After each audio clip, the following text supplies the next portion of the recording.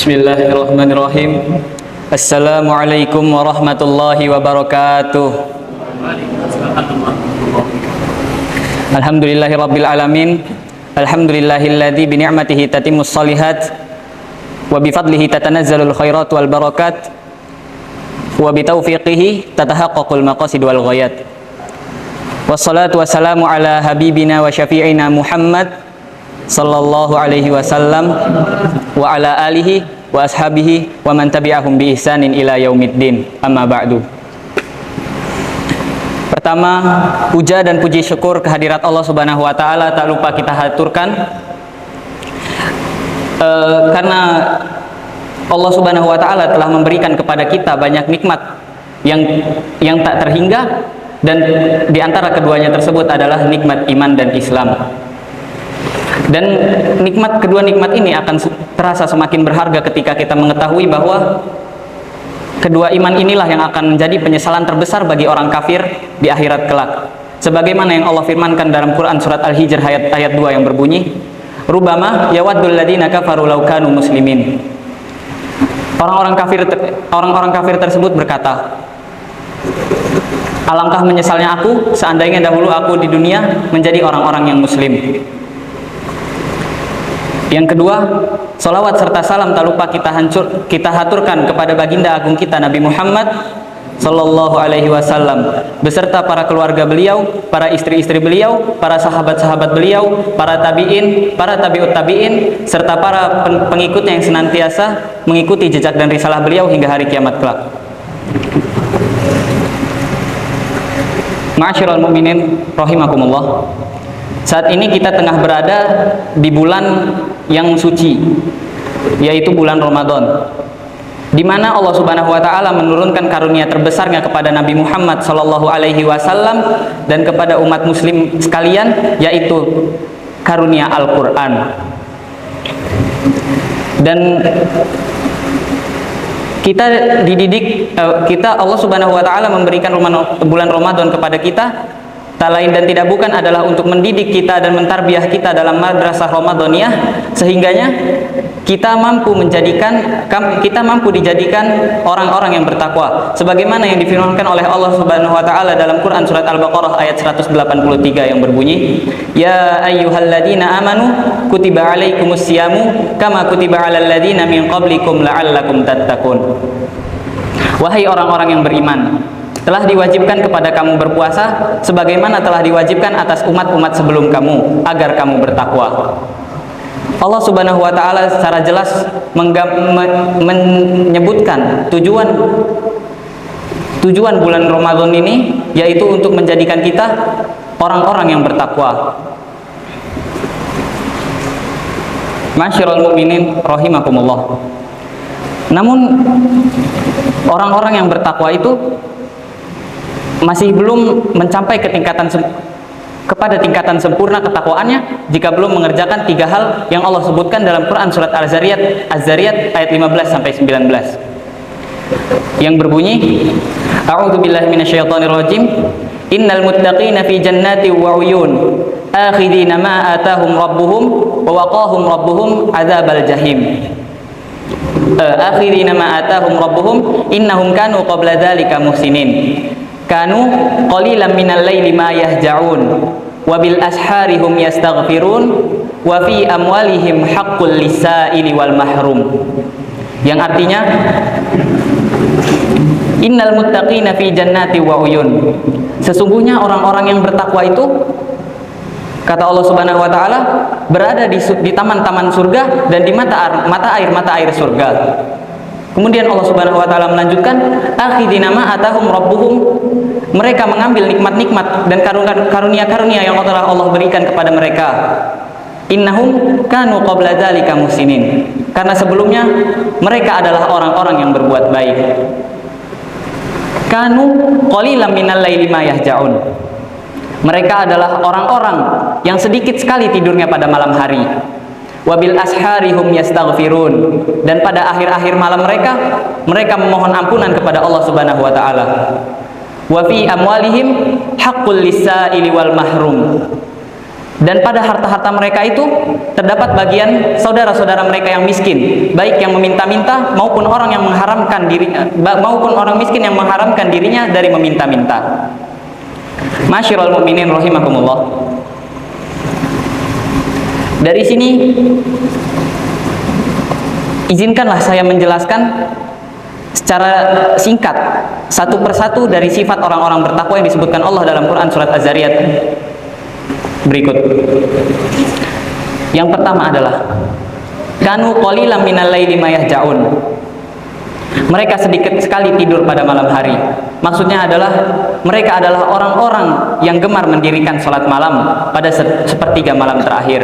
Mereka rela memangkas waktu tidur mereka, meninggalkan kasur-kasur mereka yang empuk demi mendekatkan dirinya kepada Robnya, Sang Penciptanya, Allah Subhanahu wa Ta'ala. Sebagaimana yang Allah firmankan kepada nabinya dalam Quran surat Al-Isra ayat 79 yang berbunyi, fatahajjad bihi nafilatan lak asa ay yab'atsaka rabbuka maqaman mahmuda.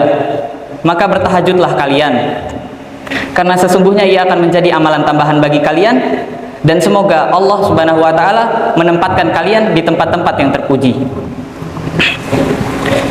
Masyiral mukminin rahimakumullah.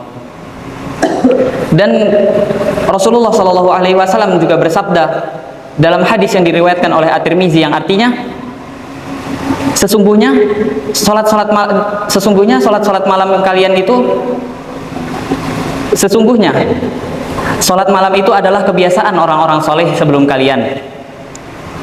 Maka dirikanlah salat malam kalian, karena sesungguhnya ia mendekatkan diri kalian kepada Allah Subhanahu Wa Ta'ala. Ia mencegah kita dari berbuat kemungkaran, dan ia juga menghapus kesalahan-kesalahan kita, serta menghilangkan berbagai penyakit dari tubuh kita. Dan tentang sholat malam ini, mari kita simak teladan agung kita Nabi Muhammad SAW dalam mendirikan dan memberikan contoh kepada kita tentang sholat malam. Sebuah hadis yang dituturkan oleh Atha bin Malik. Ia berkata, suatu ketika aku bersama Abdullah bin Umar dan Ubaid bin Umar radhiyallahu anhuma datang menemui ibunda Aisyah radhiyallahu anha. Kala itu ada pembatas antara kami dan beliau. Lalu beliau berkata, wahai Ubaid, apa yang menghalangi kalian untuk mengunjungiku? Lalu Ubaid radhiyallahu anhu berkata, perkataan penyair, kunjungilah jarang-jarang, niscaya kecintaan akan bertambah. Kemudian Ibnu Umar radhiyallahu anhu berkata kepada ibunda Aisyah radhiyallahu anha, akhbarina bi'ajabi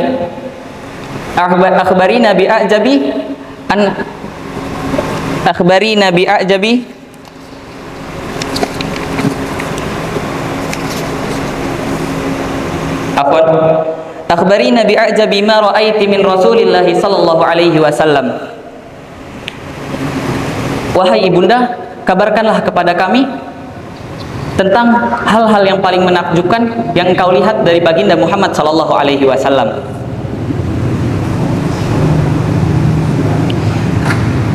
Kemudian ibunda Aisyah radhiyallahu anha menangis terseduh-seduh, air matanya mengalir hingga membasahi pipi beliau, karena beliau tidak mampu menahan kerinduan beliau atas orang yang paling beliau cintai. Kemudian ibunda Aisyah radhiyallahu anha berkata, kullu amrihi kana ajaban. Seluruh kehidupan Rasulullah sallallahu alaihi wasallam itu menakjubkan. Kemudian ibunda Aisyah radhiyallahu anha melanjutkan, baiklah, akan aku ceritakan, demikian tutur ibunda Aisyah, akan aku ceritakan salah satu kisah Rasulullah sallallahu alaihi wasallam yang paling menakjubkan. Pada suatu malam, demikian tutur ibunda Aisyah, saat tiba giliranku, aku dan Rasulullah sallallahu alaihi wasallam telah berada di atas pembaringan. Kulitku dan kulit beliau telah bersentuhan. Kemudian beliau meminta izin kepadaku. Ya Aisyah, ata'zanina li an a'budu li rabbi. Wahai Aisyah, izinkanlah aku untuk beribadah kepada Rabbku. Kemudian aku berkata, wahai Rasulullah, aku ingin dekat denganmu dan aku siap melayanimu. Namun Rasulullah tetap ingin mendirikan salat malam. Ia mengambil wudhu dan sholat di atas hijrnya, di atas tempat sholatnya. Ia beribadah, bermunajat kepada Rabbnya dengan penuh kehusyuan. Ketika ia berdiri, ia menangis. Ketika ia bersujud, ia bersimpuh, bermunajat kepada Allah Subhanahu wa Ta'ala sambil menangis hingga air mata beliau yang suci membasahi hijr beliau. Kemudian setelah Rasulullah Shallallahu Alaihi Wasallam selesai dengan sholat malamnya, beliau berbaring miring menghadap ke arah kanan sambil meletakkan kedua tangan beliau di bawah kepalanya, dan beliau terus sholat dan menangis hingga Bilal bin Rabah datang untuk mengumandangkan azan subuh yang pertama. Kemudian Bilal berkata kepada Rasulullah Shallallahu Alaihi Wasallam, "Salat wahai Rasulullah." Namun ketika Bilal radhiyallahu anhu melihat orang yang paling ia cintai sedang menangis, maka Bilal pun ikut menangis terseduh-seduh. Dan Bilal bin Rabah radhiyallahu anhu bertanya kepada Rasulullah, "Ya Rasulullah, tabki wa qad ghafartu laka ma taqaddama min dzabbik wa ma ta'akhkhar." Wahai Rasulullah, mengapa Anda menangis? Bukankah Allah Subhanahu wa Ta'ala telah mengampuni dosa-dosamu, baik yang telah lampau maupun yang akan datang? Kemudian Rasulullah Shallallahu Alaihi Wasallam bersabda, "Ya Bilal, afala akunu abdan syakura." Wahai Bilal, salahkah jika aku menjadi hambanya yang bersyukur? Ma'asyiral mu'minin rahimakumullah. Rasulullah Shallallahu Alaihi Wasallam memberikan kita teladan yang begitu sempurna dalam mendirikan salat malam ini. Beliau menangis, bersimpuh memunajat kepada Allah, dan merelakan waktu malamnya untuk mendekatkan diri kepada Allah Subhanahu wa Ta'ala. Padahal beliau adalah orang yang paling sempurna, orang yang paling tinggi tingkatan ilmunya, orang yang paling sempurna tingkatan iman dan takwanya. Namun Rasulullah Shallallahu Alaihi Wasallam tetap mendirikan sholat malam dengan begitu khusyuk dan bahkan lama, sebagaimana yang disebutkan oleh Al-Bukhari dalam hadisnya, yaitu Rasulullah pernah mendirikan sholat malam dan saking lamanya sholat malam beliau hingga membuat kedua telapak kaki beliau pecah-pecah karena saking lamanya beliau berdiri untuk menunaikan sholat malam. Namun bukankah hal seperti itu lebih pantas untuk kita lakukan daripada beliau Shallallahu Alaihi Wasallam? Kita adalah hamba Allah Subhanahu wa Ta'ala yang paling berdosa, yang belum tentu mendapatkan jaminan surga dari Allah Subhanahu wa Ta'ala. Namun mengapa kita meninggalkan sepertiga malam kita untuk bermesraan dengan kasur yang empuk dan meninggalkan Allah Subhanahu wa Ta'ala?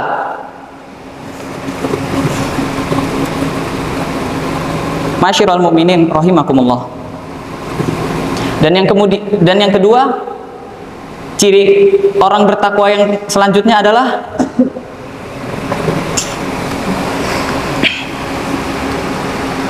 wabil asharihum yastaghfirun. Dan pada akhir-akhir malam mereka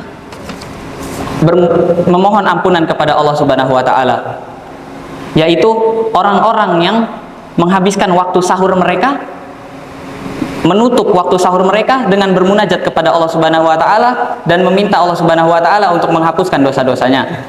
Dan Allah Subhanahu wa Ta'ala menyebutkan tentang meminta ampunan pada waktu sahur ini setelah Allah Subhanahu wa Ta'ala menyebutkan bahwa kita harus mendirikan sholat malam terlebih dahulu. Itu supaya apa? Supaya kita mengerjakan sholat malam terlebih dahulu dan menutup salat malam kita tersebut dengan berdoa dan memohon ampunan kepada Allah Subhanahu wa taala.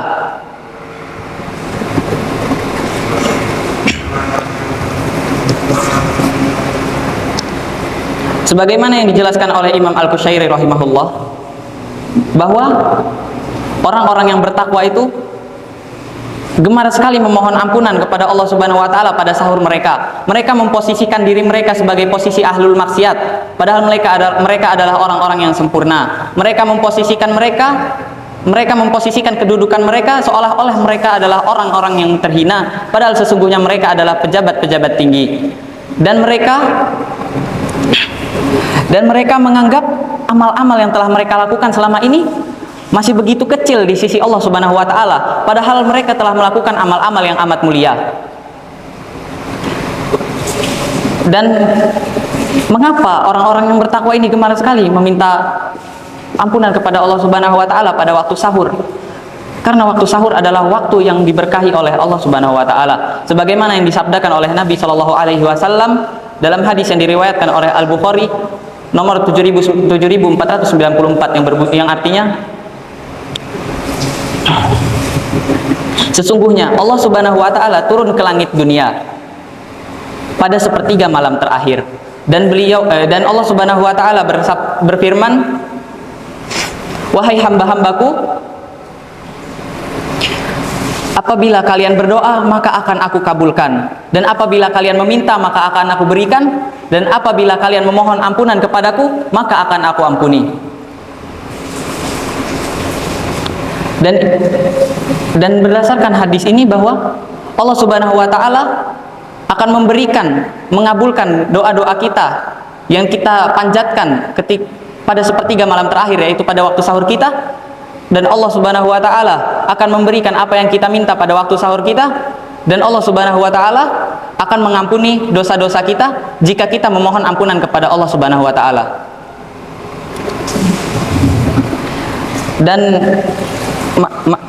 Dan sifat yang ketiga adalah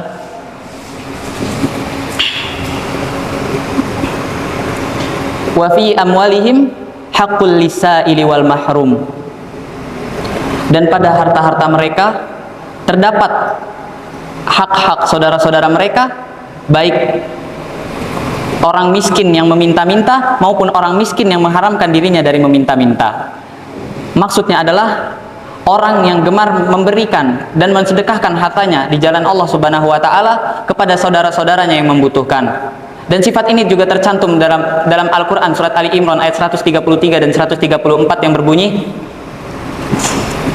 wasari'u ila maghfiratin mir rabbikum wa jannatin arduhas samawati wal ardu uiddat lil muttaqin alladzina yunfiquna fis sarra'i wad dharra wal kadhimina al ghaidha al 'afina 'anil nas wallahu yuhibbul muhsinin.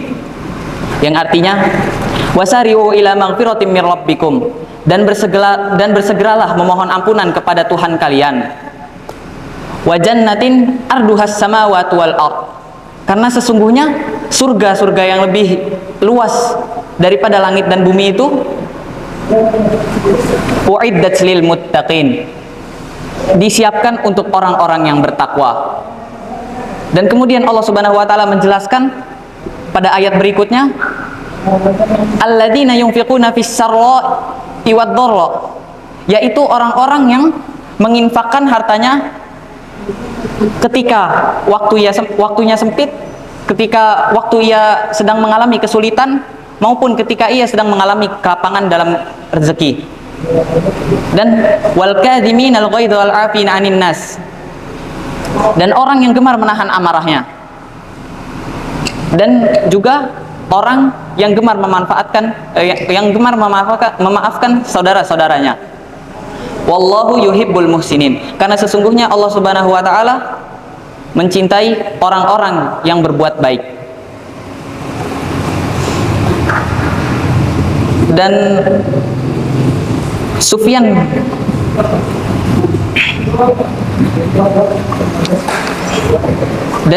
bin Uyainah rahimahullah berkata, sesungguhnya ada 3 golongan yang mengalami yang akan merasakan penyesalan yang begitu besar ketika hari kiamat tiba. Golongan pertama adalah orang tuan-tuan yang memiliki budak, namun budak-budak mereka lebih baik amal ibadahnya daripada mereka sendiri. Dan yang kedua adalah orang kaya yang sangat kaya namun tidak menyedekahkan hartanya, dan ia meninggal kemudian hartanya diwariskan kepada ahli warisnya dan ahli warisnya menyedekahkan harta tersebut. Dan yang ketiga adalah orang yang berilmu namun ia tidak mengamalkannya, dan ketika ia mengajarkannya kepada orang lain tersebut justru mengamalkan ilmu yang ia sampaikan. Demikian tutur Sufyan bin Uyainah rahimahullah. Berdasarkan kesimpulan 3 sifat orang bertakwa tersebut, kita mampu mengambil kesimpulan bahwa orang yang bertakwa tidak meninggalkan sholat malam, dan orang yang bertakwa gemar memohon ampunan kepada Allah Subhanahu wa taala pada waktu sahur mereka. Dan yang terakhir, orang yang bertakwa gemar bersedekah dan memberi bantuan kepada orang-orang miskin, kepada saudara-saudaranya yang membutuhkan. Demikian kultum singkat yang dapat saya sampaikan. Semoga kita semua dijadikan oleh Allah Subhanahu wa taala termasuk hamba-hambanya yang bertakwa dan dimasukkan olehnya ke surga yang mulia. Demikian yang dapat saya sampaikan. Bila ada salah katanya saya mohon maaf. Bila ada lebihnya itu datangnya dari Allah. Billahi taufiq wal hidayah wa ridha wal inayah. Assalamualaikum warahmatullahi wabarakatuh.